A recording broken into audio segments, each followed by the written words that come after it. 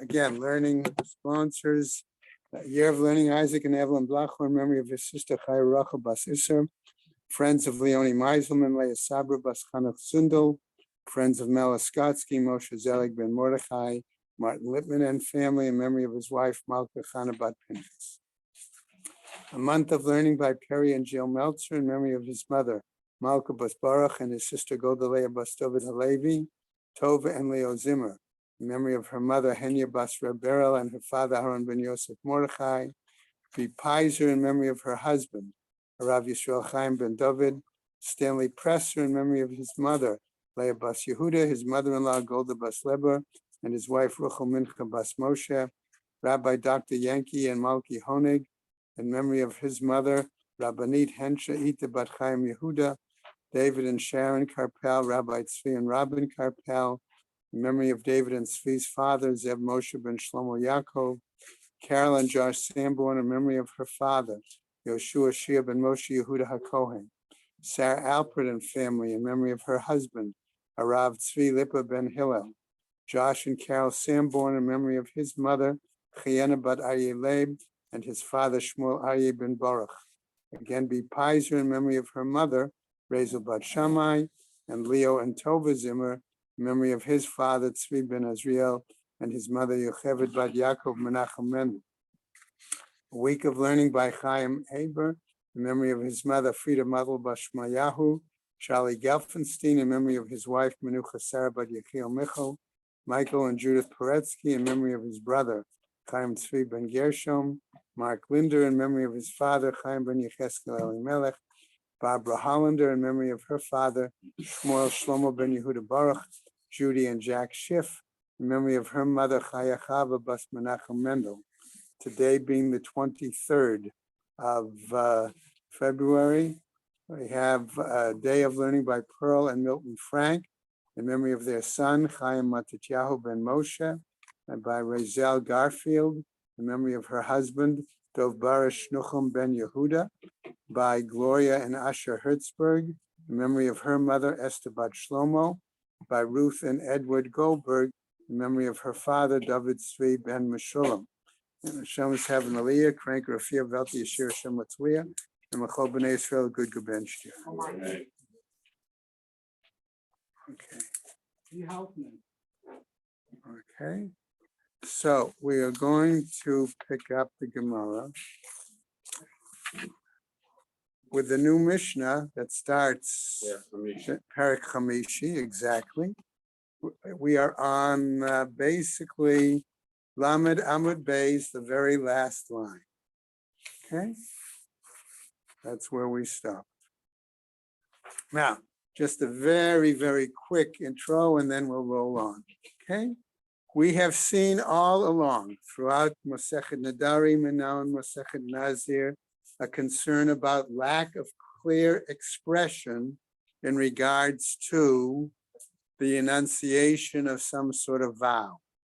Okay, this has played itself out in a number of cases, and now we continue with that topic, that overall topic, but focus on the fact of what happens if it is a vow that is expressed and it seems in error. Okay, if I say, for example, I will no longer eat, no, I'm going to choose something else. Red meat. Okay. All right. Now, what am I saying? Am I saying that therefore I'm only going to eat meat that's cooked well done? Okay, and that it's not rare? Is that what I'm saying? Okay, is there a difference there? Okay, and suddenly somebody puts down a piece of meat in front of me when I come to their house on Shabbos. Okay, is it up to me to decide, well, is that too rare for me and therefore I can't eat it because it's my vow? Or is it cooked well, or is it well done? Okay, and therefore it's not red meat per se. Red meat would be us. Okay, well, I'm just trying to, so in other words, the implication is the implication in this case, no. What I chose it specifically is to say, maybe what I was saying when maybe red was not appropriate. Maybe my real intent was I wasn't going to eat meat. And I just happened to put in the word red because I normally think of rare versus well done. There's another thing, liver is red. Okay, So okay. So maybe, right, good point, Sid. So maybe it meant any kind of meat that was of red. So we don't know from that kind of a statement for sure what the clear impression of the person is going to be. So if we understand that, okay, then we can appreciate, okay, the start of the Mishnah, and then we'll go into the Gemara, okay? All right, so we start Beit Shammai Omrim, okay, Hekdesh Ta'ut. What Beit Shammai says that one who makes a consecration of something in error, Hekdesh, is considered still consecrated. It's a valid consecration. Okay, and now we go to Lamed Aleph. Beit Hillel Omrim, and Beit Hillel says Ein Hekdesh, that it is not a valid consecration. Ketzad, how is this possible? Okay, let's say the following example, says our Mishnah. Amar, the person says, Shor Shachor, Shiatzame Beiti Rishon. Okay, what is he saying? The black ox that comes out of my home first, Harehu Hekdesh, it is to be considered consecrated. Okay, Viatza Lavan, and the first animal that comes out is an ox that is white. Okay, Beit Shammai Omrim, says Beit Shammai, Hekdesh, it is considered consecrated. Beit Hillel Omrim, no Hekdesh. And Beit Hillel says, no, it's not consecrated. I'm mistaken. We'll see. This is only the first of three examples. Okay. So, next we go on. Dinars, a person says, Dinar Zahav sheya'aleh biyadi rishon. Okay, a golden coin that comes up in my hand. In other words, he pulls it out of his pocket or his saddlebag or whatever. Comes right first. Harehu hekdesh, it shall be consecrated. Va'ala shel kesef, and instead a silver coin comes up. Okay, Beit Shammai Omrim hekdesh. Beit Shammai says it is consecrated. Ubeit Hillel Omrim no hekdesh, and Beit Hillel says it's not consecrated. Okay, that was our second example. Third example, Chavit shel yayin. We have a cask of wine, shetale biyadi, that I bring up first. Rishona, bring up shetale biyadi rishona. Harehi hekdesh. Okay, this cask of wine that I bring up first is consecrated. Va'alta shel shemen. It turns out it's a cask of oil. Okay, Beit Shammai Omrim hekdesh. Beit Shammai says it is consecrated. Okay, Ubeit Hillel Omrim ein no hekdesh. Okay, okay. So the point that we're getting is we have three examples. Okay, we're going to now see that the Gemara wants to clarify, starting with the first example.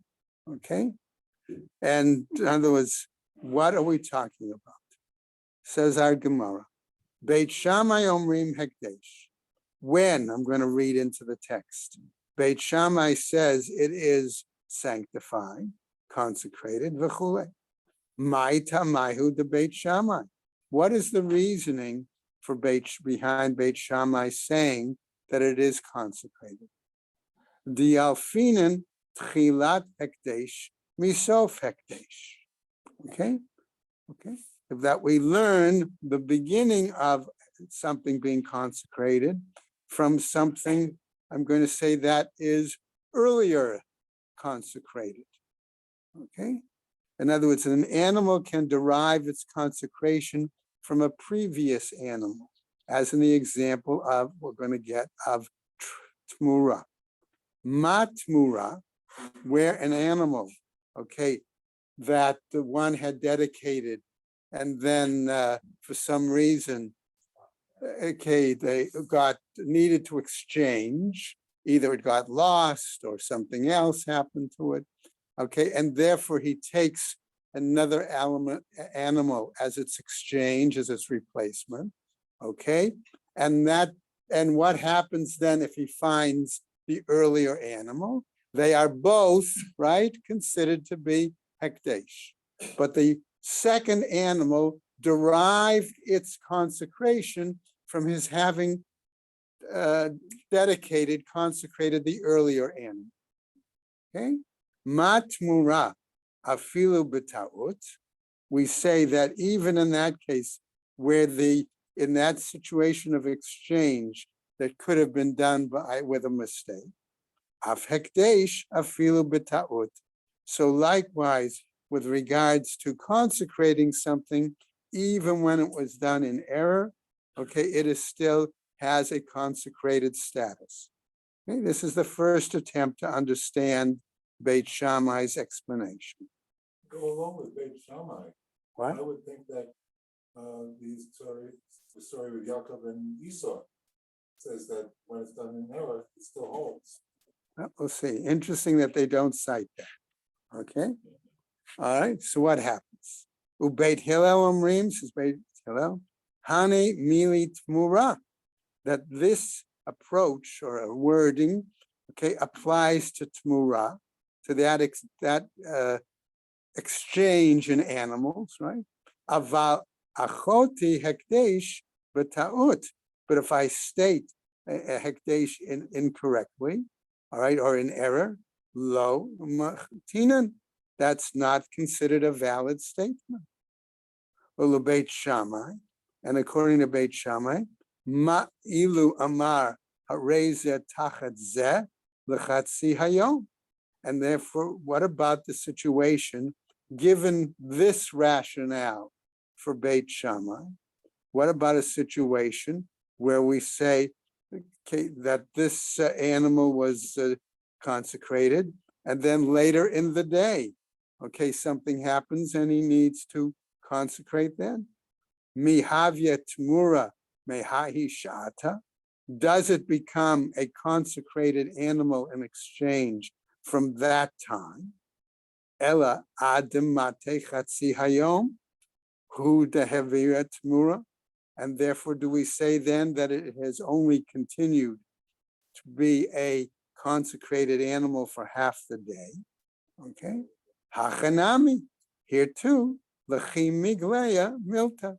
Here too, it should be applied once it's revealed, once we realize what the actual situation is. Now, we're going to get, okay, to a second alternative explanation of Beit Shammai presented by Rav Papa. Okay, Rav Papa is going to come along and tell us this. Amar Rav Papa, lechach ne'amar rishon. Okay, this is the reason that he included in the statement the first, namely, l'kshayetze rishon, when it comes out first. In other words, if it's the first animal, as opposed to the black ox that's first. Okay, vaha shor shachor, and here, okay, but here he said it's a black ox. Challenges the Gemara. Ka'amar, that's what he said. Mi lo askinan the litle elahai. Aren't we dealing then with a situation here that we're basically focusing on that? No. He only has one black. Well, we'll get to it in a second. Okay. Okay. In other words, when we say first, are we really talking about the very first animal, or are we talking about the first of this kind of animal? Okay. All right. So what happens? Lo tzricha. No, we need it. The itle trin plata. Now the Gemara tells us no. Maybe when he said that the first the black ox that comes out first, he has multiple black oxes. So he's not talking about from all the oxen that he owns, but particularly black oxen.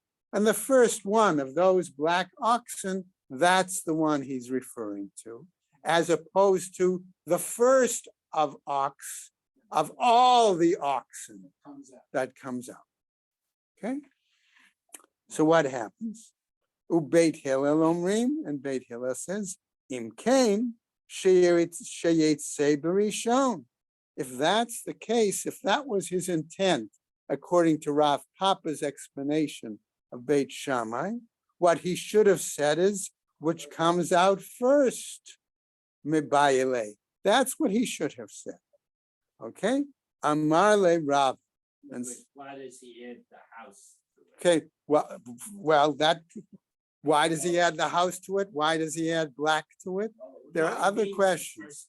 Okay, so in other words, so if he had, right, if he has multiple black oxen, I can understand why he would say the first black ox that comes out.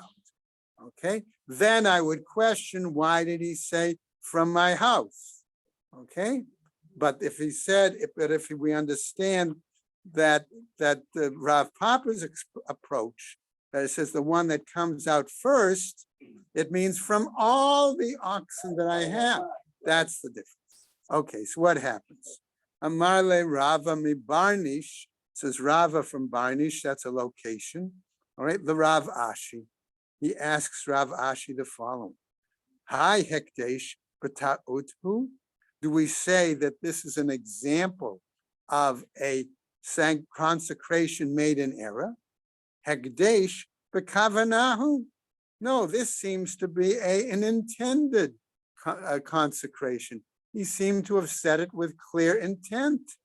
Okay? Mishum ta'ataye lidibure kama.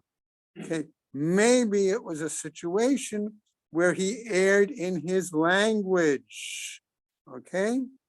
Right? Situation. That's what happens. V'savre Beit Shammai. Right? And Shammai's have the opinion. Hekdesh b'ta'ut lo have hekdesh. And that maybe Beit Shammai actually holds that an erroneous consecration is not a valid consecration. I'm asking. Vahatnan. But on the other hand, we're taught elsewhere in another Mishnah. Mi shenadar b'nazir. One who takes a vow of Nazirithship. V'nish'al l'chachamim v'hitilu. And he requested a exemption from sages, and he was permitted. In other words, he was exempted. V'haitalo behema mufreshet. And he already had designated the animals for his offering before he asked the shaila of the sage. Okay? And now once he asks the shaila of the sage, what happens? It's as if he gets matir and the vow of Nazirite is no longer applicable. And so therefore the status of the animal is chulin, back again, right? Teitzei v'tir eba'eda. That animal should go out and join the rest of the flock in the pasture land. Okay? Amru Beit Hillel. And therefore Beit Hillel says the Beit Shammai, I atem modim. Don't you acknowledge then, shehekdesh b'ta'utu, that such a situation is similar to making a consecration in error. And here our Mishnah said, the result is that the animal goes out and pastures with the flock. Miklau. Okay, in other words, it was never considered hekdesh l'chadchila because the chacham's matiring of the vow was retroactive, and therefore that animal is not considered. Yes. That animal could still be used for regular food? Yeah. Right, because it's chulin. Okay. Remember, matir cancels. It retroactive. It wipes it out. Okay. All right. Okay, so what happens? Miklal de Savre Beit Shillel. We have to generalize from this that Beit Shammai must be of the opinion, Hekdesh b'ta'ut have hekdesh, that even a consecration in error would still be a valid consecration. It's the opposite of what they said in the Mishnah. No, that's exactly what they said. No, this is what they said. That, in other words, we raise the question. We raise the question, does Beit Shammai hold that an error consecration is valid? Okay, now we're bringing another case which shows, yes, it does seem that Beit Shammai holds that erroneous consecration is valid. If that's the case, so the Gemara goes on. That's what the Torah says. Okay, Ella, Beit Hillel, hu dekatau.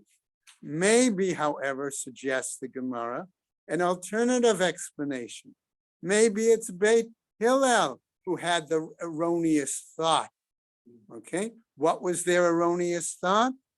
Savre ta'amayu de Beit Shammai mishum de hekesh b'ta'ut have hekdesh. Maybe Beit Hillel was incorrect in assuming that Beit Shammai held that an erroneous consecration is a valid consecration. Va'amrei lahon Beit Shammai, and Beit Shammai would have answered them had they really asked them. I'm reading into the Gemara here. Lav mishum hekdesh b'ta'ut hu. It's not because it was a situation of being an erroneous consecration. Ella mishum da'ataye ledibure kama. But rather his language got mixed up. Okay, he erred in what he was saying. Okay, it's like saying to somebody, I was explaining the Mishnah Yomi yesterday, and the phrase was tfachim, and instead I got mixed up and I said, I compared it to an amma. Okay, and there's a major difference, but I was thinking in terms of measurement, and that was what came to my mind first. Okay, That's a real problem. okay, no, but I'm saying, I understand. all right, Vasavre, so what happens? So in other words, it could be simply, right? That, right, that's why I gave the example of the red meat as opposed to rare or whatever, okay? Vasavre Beit Shammai, and Beit Shammai is really of the opinion, Hekdesh b'ta'ut lo have hekdesh. Does that mean that Beit Shammai is really of the opinion that an erroneous consecration is not a valid consecration? Tashma, listen to the following bright as we continue. Hayu mahalchim b'derech. We had a number of people who were going to see our 6 people walking along the road together. Okay? And they see another person coming towards them. Okay? Ve'echad ba kenegdan. All right? So what happens? These 6 people who are walking along the road are now talking one to another. Okay? Says the first one. Va'amar echad hareini nazir shezeh ploni. I'm so sure that that's Mesha Pipik that I'm going to that I'm willing to become a Nazir. Okay? Ve'echad omer. And the second person then says back to the first person, Hareini Nazir she'ein zeh ploni. I'm so sure that that's not Meshi Pipik that I'm willing to become a Nazir. Okay. All right. Third person then says to 1 and 2, Hareini Nazir she'echad mikem Nazir. I'm so sure that one of the 2 of you is going to become a Nazirite. One of you has to be right. One of you is right, one of you is wrong, and therefore one of you is going to have to wind up being a Nazirite. I'm so sure I'm going to be one also. Okay? Then the fourth guy speaks up. And what does he say? All right? She'ein echad mikem Nazir. I'm so sure that somehow One of you one of you won't be. Okay, so since I know either one or two are going to be right or wrong, and therefore one of the two of you is not going to be a Nazir. I'm so sure of that, I'm willing to become a Nazir. Okay? Did this happen on Purim? They probably were that fashnushnik, yeah. No, it couldn't because. No, if I you know, shake I it, know, it makes I it know. happen. What happens? Fifth guy, Shnechem Nazirin. I'm so sure you're both going to wind up. At least two of you. Why? Because number 3 and number 4 also said something. So either 1 and 3 or 2 and 4, okay, are going to be. Actually interesting because note 5 here on Art Scroll says number 5, also addressing number 1 and number 2. Yeah. Which is an It doesn't impossibility. matter. Okay. No, but that's an impossibility because only one Right. can become another. Okay, Sheshnechem Nazirin, right. And number 6 tops them off, Shekulchem Nazirin, that all of you are going to wind up to be Nazirin. Okay, what happens? Beit Shammai Omrim Kulam Nazirin. According to that Mishnah, Beit Shammai would declare all of them, right, Nazirites. Okay, what happens? In that situation, Vahahacha Hekdesh B'ta'utu. But isn't this a clear example of an inappropriate and erroneous? It's either 1 or 2. Right. Factually. Right? It's got to be, when that guy comes close, they'll know for sure whether it's Meshi Pipik or not. Okay? And so therefore, either one of them is right or one of them is wrong. Then do the less, according to Okay? the Shammai, they're Unless both Meshi Pipik is twins. Okay? And that's a different thing. Right? Right. Ukatani Kulam Nazirin. But nevertheless, Beit Shammai taught that they were all Nazirites.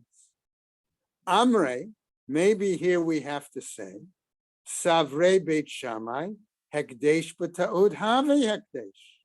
That maybe based on this, we do have to say that Beit Shammai holds that an erroneous consecration is still a valid consecration. Hachalo. But here in our case, no. Which would then seem to imply what? That Rav Papa's explanation might be of Beit Shammai is the more correct explanation. Now, Abai comes along. And what does he throw in? Abai says, Lo kasal gadatach the ka'im betzafra. We do not have to maintain the language of our Mishnah such that what happened was that it occurred in the morning. Elahacha b'mayaskim, maybe what we're talking about, the ka'im b'tihara, that maybe it took place in noon. In other words, The change. animals were already gone. Okay, the animals have come out already. And then the person said, Va'amar, and says, Shor shachor sheyatsa mebeiti rishon lahave hekdesh. In other words, not reading it as sheyatse will come out, but sheyatsa, right? Because the language, there's no nikud there, okay? That came out of my house first would be consecrated, right? Va'amre amrule, and they said to him, namely the person who made the consecration, Lavan nafar, a white one came out.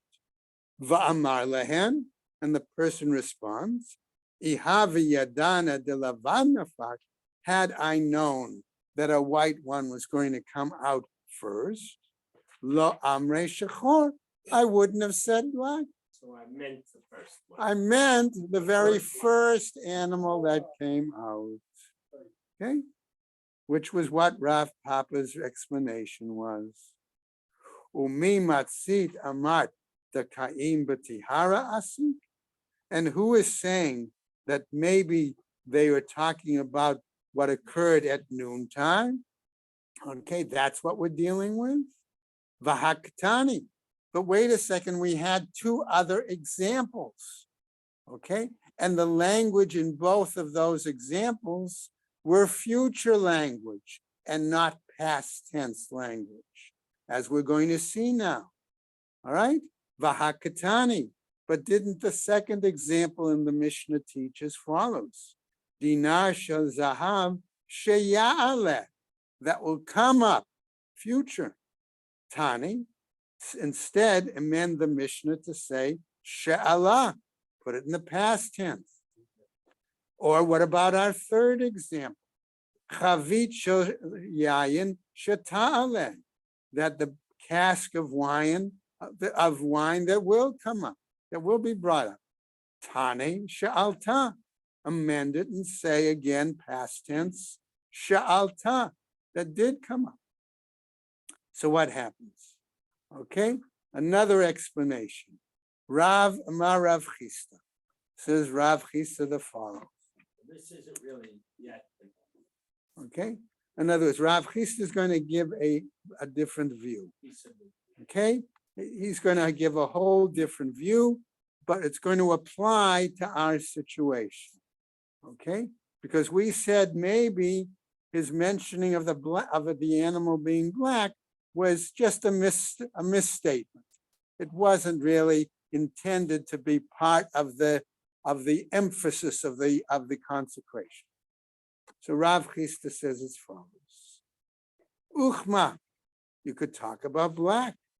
B'chivara, you could talk about white. L'kaya, okay. What happens?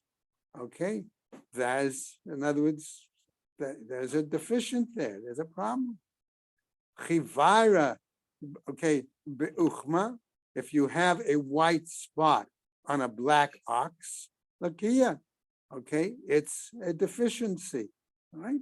Cheapens its value. Okay, so in other words, he's saying black, white, okay, what happens? All right, Tznan, and we learn as follows. Shachor sheyetzei mibati rishon hagdesh, that when he said the ox, a black, okay, that came out of my house first is consecrated. Kasalka da'atacha ki makdish. Are we really of the opinion that he was consecrating that? Ba'ayin ra'ah makdish. Maybe he was consecrating it in a stingily manner. That's what he was consecrating. Va'amre Beit Shammai, and Beit Shammai therefore may say, Have Hakdesh. In that case, it's consecrated. You're going to see in just a second. Let's see. Okay, we're going to see the Gemara is going to clarify that, and then we'll come back if you have the question. Ve'elamai, but what is it? Don't we normally, I'm going to read into the Gemara, ba'ayin yafeh makdish? Don't we ordinarily try to be generous, right, in our consecrations? In other words, right, we don't try to get away cheap when we donate something to the Beis HaMikdash, okay? Therefore, but what about the following second example? Dinar shel zahav sheya'aleh biyadi rishon. Here he said a coin of gold or a golden coin that comes up first, right? Va'ala kesef. And then it said it came up silver. Beit Shammai omrim hekdesh. Here too, Beit Shammai said it's consecrated. Ve'elamai. So then what do we have here? Again, ba'ayin ra'ah makdish. Are we saying then that here too, the person donated in a stingy manner? Okay. What about the third example? Chavit shel yayin shetaleh biyadi rishon. Okay, that a cask of wine that comes up to me first, va'ala shel shemen, and instead a cask of oil came up. Beit Shammai omrim hekdesh. Beit Shammai says it's consecrated. But, says the Gemara, v'hashemen adif miyayin. But isn't oil preferred to wine? In other words, isn't the value of oil more significant than wine? So how can you say then that Beit Shammai is following a pattern of saying that people donate in a stingy manner with that third example. The Gemara goes on. Imi shumha lo kasha begalilia. If you think that's a problem, it's not the case, because maybe we're talking about the Galilee, where you have tremendous number of olive trees. Okay, and okay. Could you also say that he meant the first white one with black spots? Didn't say that. Shanu, maybe that's what they were teaching. Okay, so therefore the price of oil was cheaper, was lower, and therefore that would follow the pattern of Beit Shammai, suggesting that in this case, the persons are donating. All three examples follow a more stingy pattern. Okay? Dechamra adif mimishcha, because normally we say that wine is preferred to oil. Okay? Right? So this then, if we were to stop here, we would say, then we would have a problem with Rav Chisda's explanation, right? Of donating on a stingy basis, okay? And wouldn't we say that a black ox would be preferred? No. Black ox is cheaper than a. Well, we'll see in a second. We'll see in a second. Reisha, kasha Rav Chisda. Therefore, that would be a problem. That first example would be problematic to Rav Chisda. Amarlach Rav Chisda. Rav Chisda would come back with an answer as follows. Ki amrei b'Torah the karmanai. No, we were talking about a particular kind of animal, a particular kind of ox from a certain location. Okay, and therefore it may be that black oxen are of less value, okay, because they're more frequent, or they're more stronger, or there's something else about them.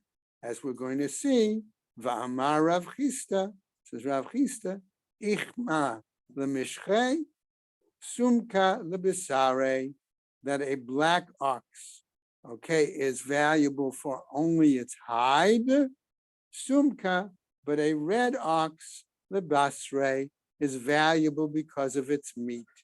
And therefore, which is going to be better? Okay, and then furthermore, chivra leredja, and a white ox is good for plowing. In other words, it's a much stronger animal, and therefore that's the best of them. Okay, v'hamar Rav Chisda, but didn't Rav Chisda say uchma bechivara, that there was a black spot on a white ox? No, a black ox.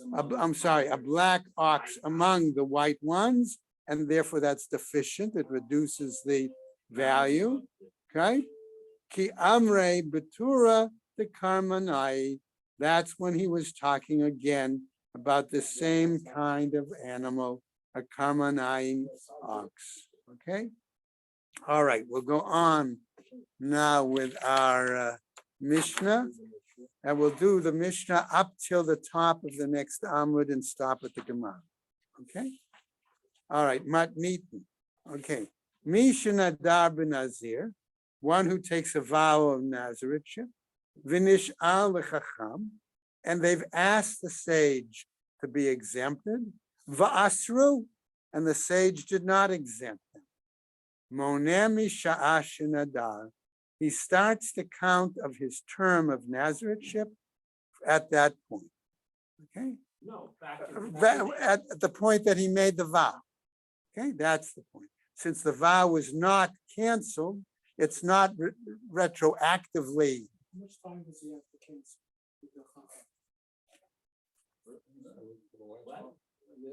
Depends on when he asks him. How many days does he have? Does he have hours? Doesn't matter. He has his 30-day.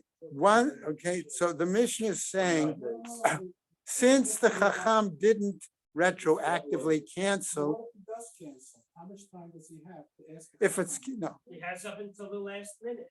he, He could try to get out of it and not. a week later, he could realize, oh, what did I do? a day later, a month, 2 weeks later. What did I do? Say, what did I do? He has to have a rationale.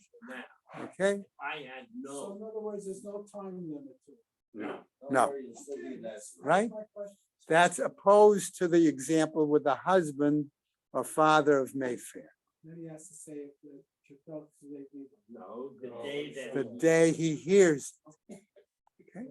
Matnitin again. Mishin Adab Nazir, person who takes the vow of Nazareth.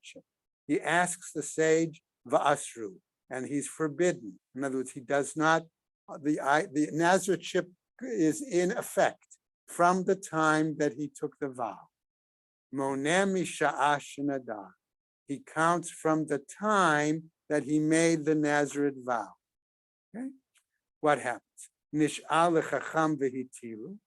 If another situation where somebody asks a sage and the sage permits him, in other words, he retroactively has revoked the vow. Haitalo behema mufresha.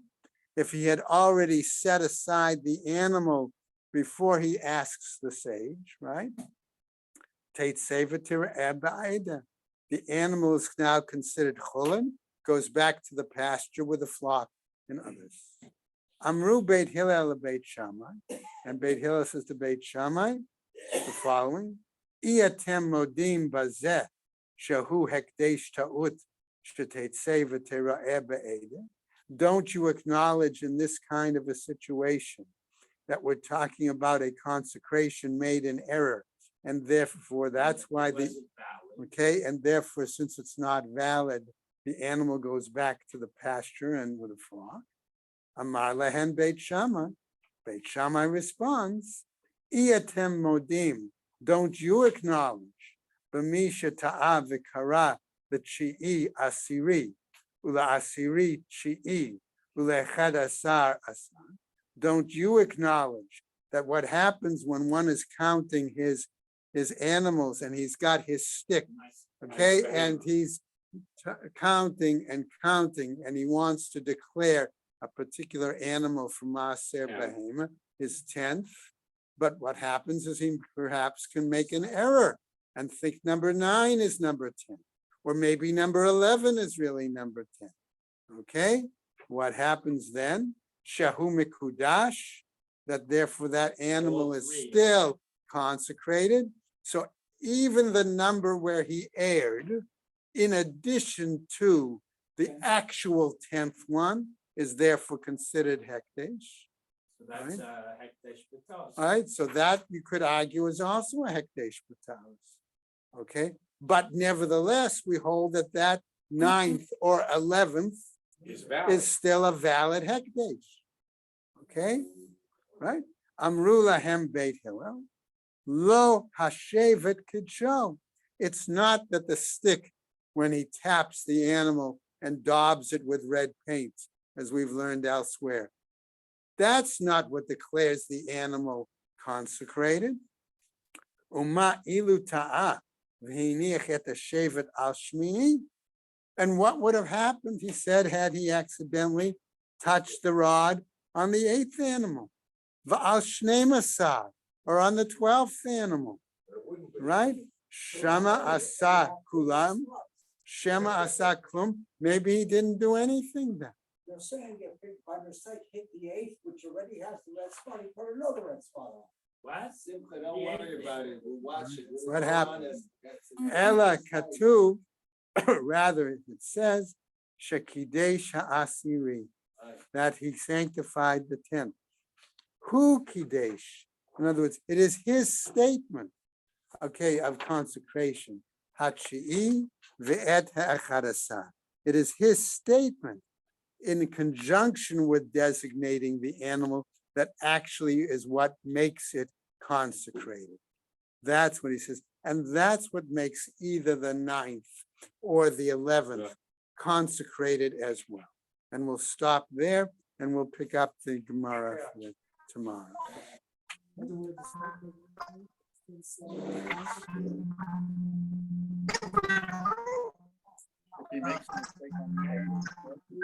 It's not. That's that's also concentrated by you, but the tenth is automatically concentrated by the Torah. The Torah.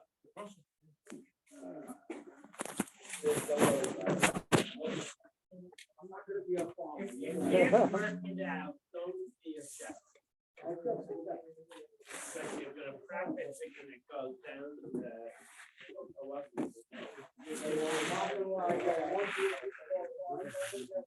was a math teacher, I'm on thousands of exams. So sometimes you see what someone wrote, did he mean to write this, or did he mean to write that? Maybe he absolutely had no idea what he's talking about, or maybe he knew about something that's so deep that you don't even know. If I had to do that, maybe within 1,000, and that would have finished marking. How could you possibly judge errors that people make as to the consequences? That's an underlying. And those, how do you know? When a person says something, how do we understand what they're saying?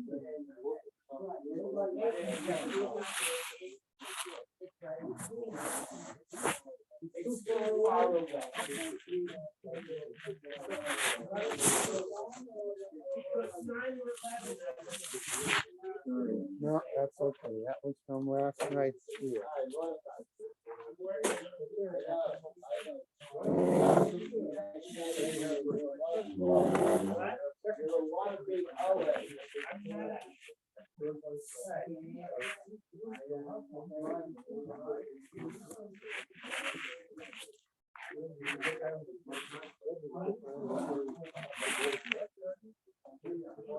Ring the bell.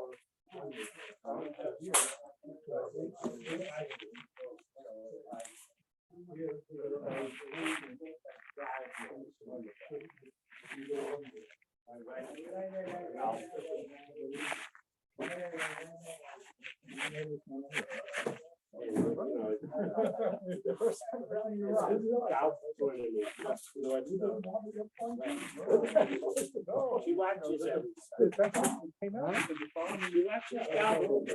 That's good for her. I'm going tomorrow. Yes, please.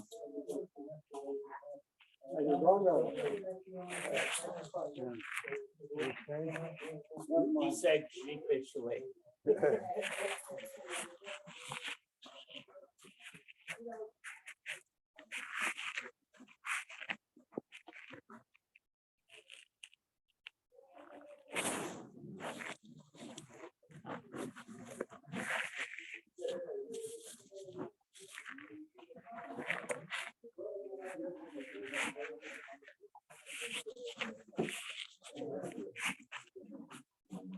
Alan, how come board they have to set up for that?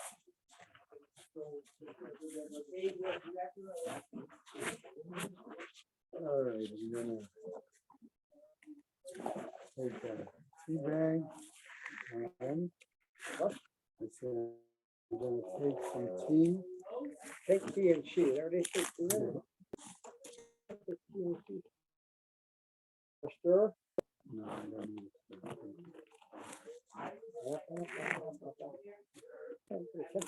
Holding ball, play called tension. You're here for pick up these things one. Yes and no. We are going to go to, we're going to be staying, our son over by BRS is going to be hosting the family. So we'll be away for the first day, but we'll be back here for the second day. We're gonna, somebody here for all. Yeah. A lot of people are going to be away for that. The thing is, I've never been posted like this because my son,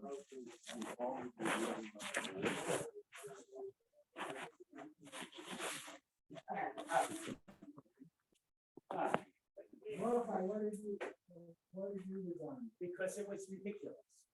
What do you mean ridiculous?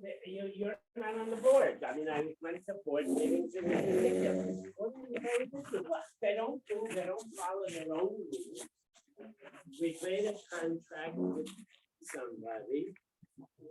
And they decided we wanted to get involved in a whole discussion. they decided, well, we'll give you more money. So I said, well, you know, you're violating our fiduciary responsibility. And you never do. And you'll have to come up with that extra money. So what did they say? They said, do a couple of these. I mean, that was just one example. No, that was just one example. The board is ludicrous because depending on who the president is, either the board has a role or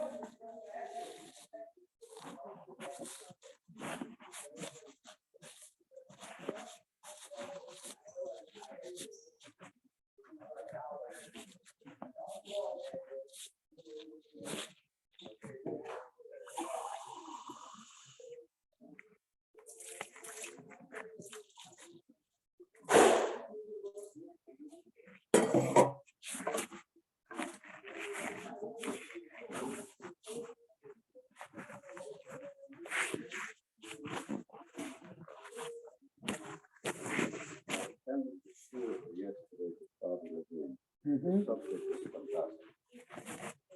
The answer is unless you cannot go on. It's clock question. It really blew my mind. So I was sitting for about 40 minutes and I left. But the subject is very interesting. And they don't let him finish. You do it to you too? You don't let it. He lets it.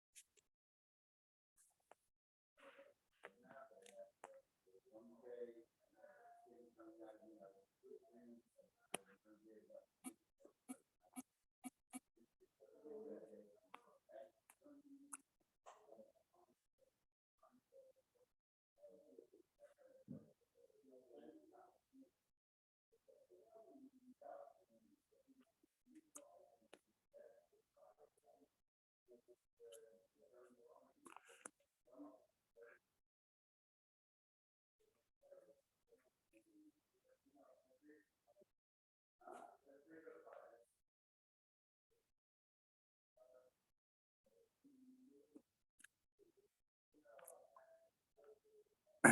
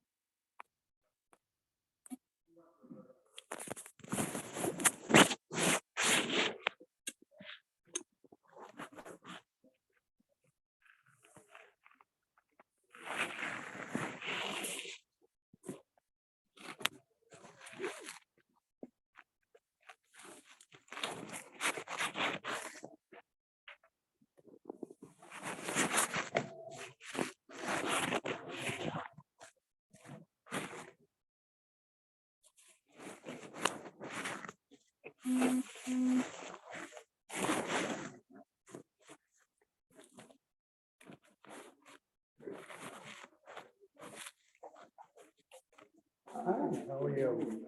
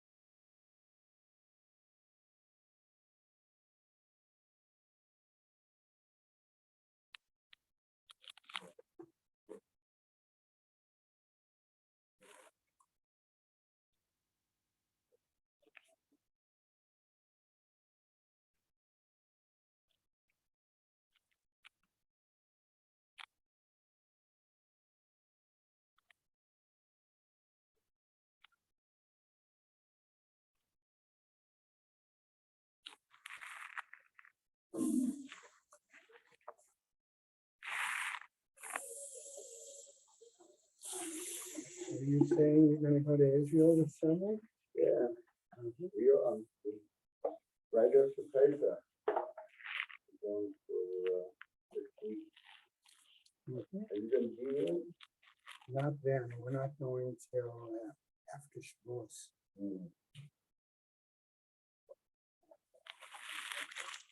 Yeah, I'm looking forward to it. So we want to be there for, So, Yom Ha'atzmaut. well, We've been lucky, blessed, we've been able to go there the last few years now. Mhm. This is the 75th, yeah, no, so, had things been different, we would have done the same thing. But we're moving in May from Wolverton to Yarmouth. that's a big job. So, and the date, we thought we would be able to move a month earlier.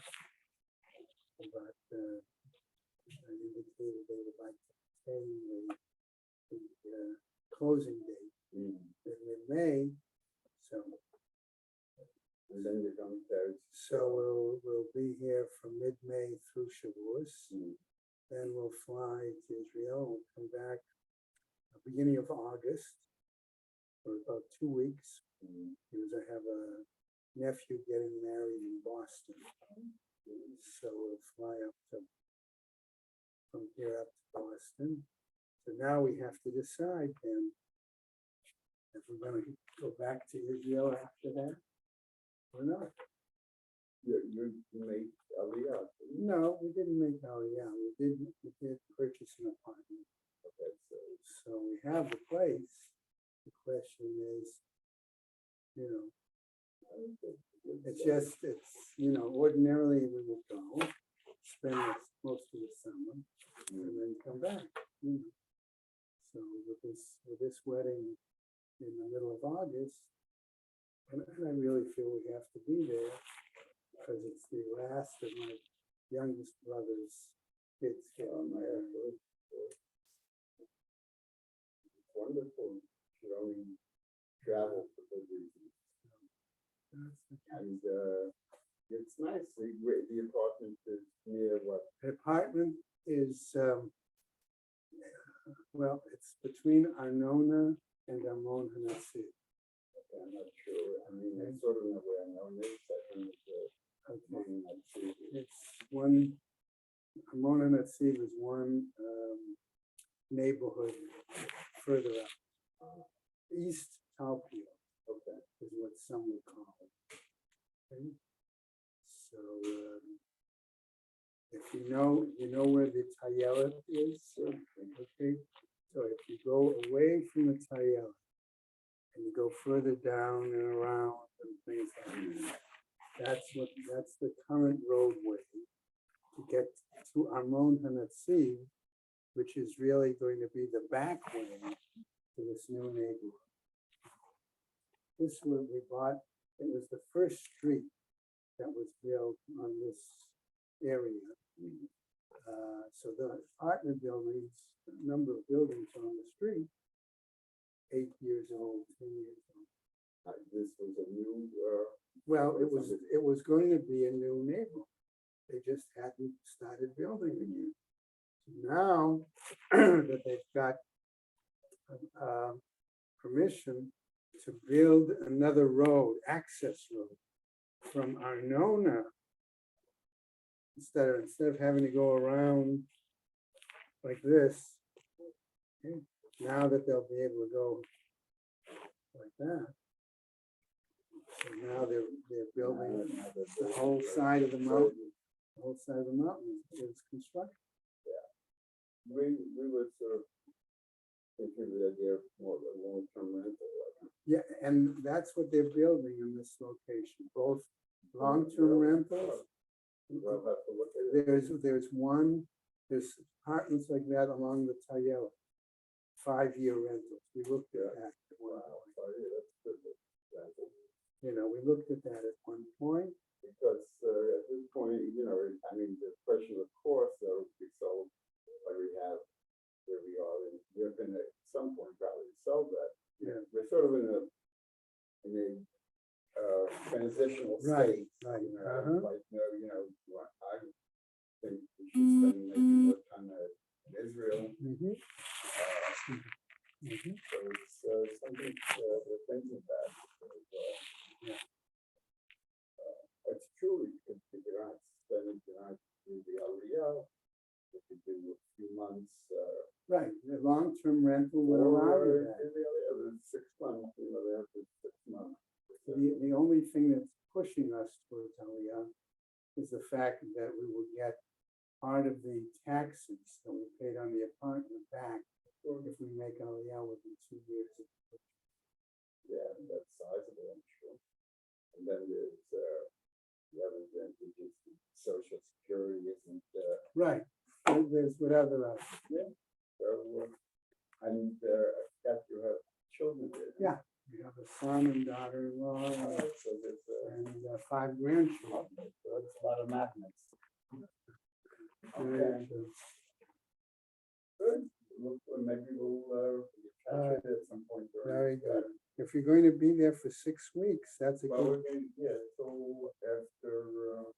after school, it's actually. yeah, all right, very good. Yeah, that's good. Also. Uh-huh. Very nice conversation. Good. Good, all right, we'll talk.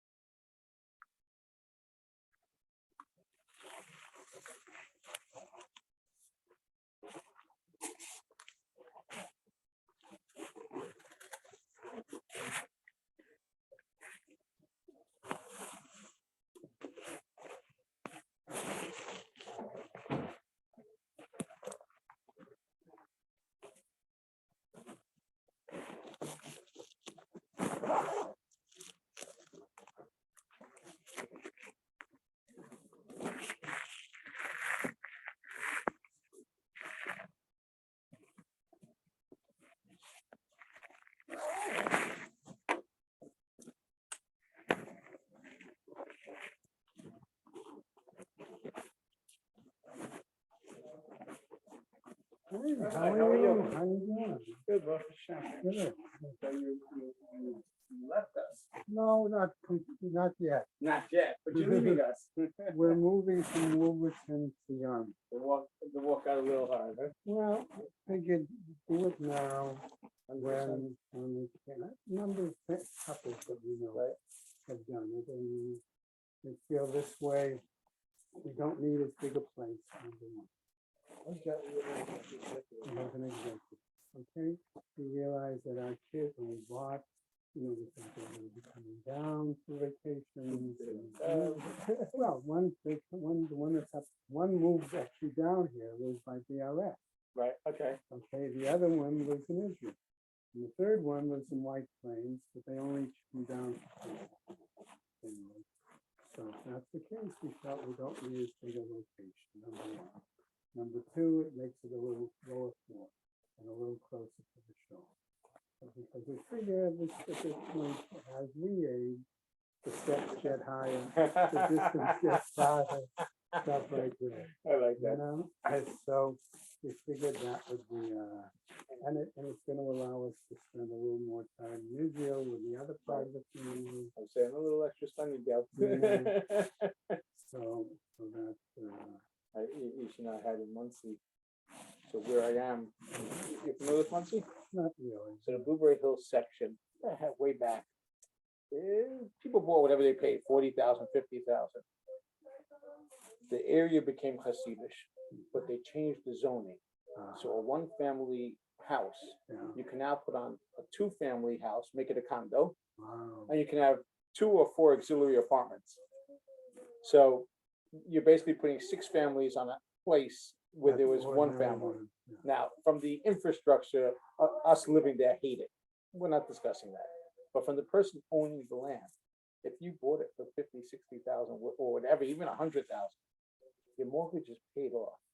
You're selling it, you're not gonna believe this, 800 plus thousand. So one of the guys, so the rabbi actually sold and moved into the apartments Yeah. right next to the shul, so he's a little bit closer. He walks anyway every day from Anahara, but he's a little bit closer to the shul. There's a nice apartment. So one of the guys that lived 2 houses away from the shul, he said, "You know what they're giving me?" I said, "It was a cute little short guy." I go, "What's wrong with you?" Sell it. He go, "Where am I gonna go?" He says, "Really go? Where am I gonna go?" I said, "What do you need this for? You could put the money in your pocket and enjoy yourself." "No, my children are gonna take it anyway." So we have these jokes and stuff. We're always having fun. But you wouldn't believe it. I paid when I went looking. So going back about 20 years or so, there was one house they wanted 3 1/4. And I was knocking on the neighbors to find out more about the neighborhood. She told me, "Don't you dare pay a penny over 300. It's not worth it. Don't pay a penny over 300. Can you imagine today? Okay, can I hear it's 20 years later, so what's the inflation rate, whatever, but just interesting. Yeah, Now you want to know what they're buying the new houses for? You buy half of each condo, 1.5 million. I thought you'd enjoy the craziness of society. So who can afford? People moving from Brooklyn. Yeah. It's the same thing. They're selling Brooklyn, they're moving here. Everybody says, "Why are they paying so much money for half a house?" Because they were in a multifamily over there. They had a condo in Borough Park, let's say, and they're selling it for whatever they're selling it, let's say 2 million. It's a bargain. They have 500,000 left in their pocket. It's crazy. We have no concept of what's going on unless you're actually in it. We have no concept of what's happening in society. It's crazy, crazy. And yet the news keeps saying, the national news, that prices are dropping. Prices dropping and this and this and Sellers get the cheer, yeah, all these things. I mean, we had, Prices dropping. Why prices dropping? Because they raised the interest rates to kill everybody. when we said we were gonna move, we said, "Oh, you got an executive that will sell itself." Well, people were willing to pay the market rate. Right. That was the problem. Yeah. Somebody told me they sold a unit in Wilburton, like one of the old units, not fixed up, like 200,000. I was like, "Are you kidding me?" So you couldn't sell. I tried to sell my 3085. It was hard to get that.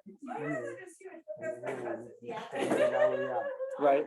Okay, but they're using the Right. part. We put it on the market as is, everything, the furniture. Right, this, right. that. He's asking